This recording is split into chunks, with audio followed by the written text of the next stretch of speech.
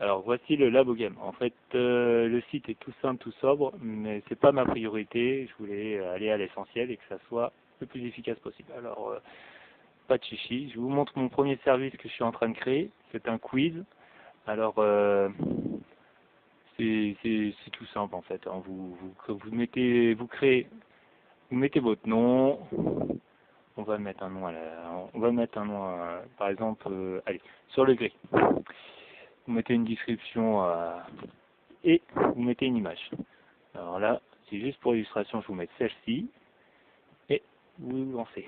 Alors là, on est sur les paramètres. Après, il y a deux, trois trucs qui vont ici qui vont se rajouter. Là, pour modifier et pour ajouter les questions. Par exemple, le gris, on va mettre juste comme ça pour vous montrer. Juste taper à l'arrache. Là, il y a la question qui s'affiche. Vous pouvez modifier la question. Allez, on va mettre des points d'exclamation. Voilà, ça se modifie. On peut rajouter des questions. Pareil, là, juste taper vite fait. Et voilà. On va en rajouter encore une deuxième là, pour dire.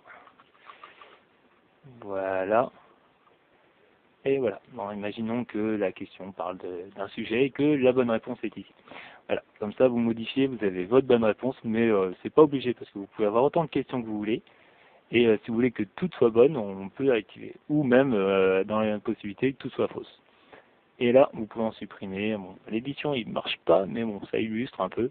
C'est encore un truc que je dois modifier pour que ça fonctionne.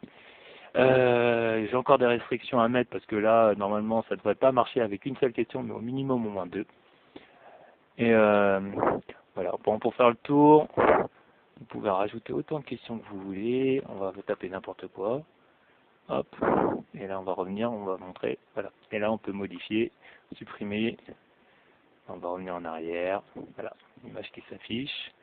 Puis voilà, on peut avoir plein de trucs comme ça avec le nom de l'utilisateur, la date, et même supprimer. Ah, voilà. Là, une erreur récurrente encore. Mais bon, ça, c'est le souci en ce moment. J'ai que des erreurs, mais bon, ça prend du temps et ça demande à les corriger.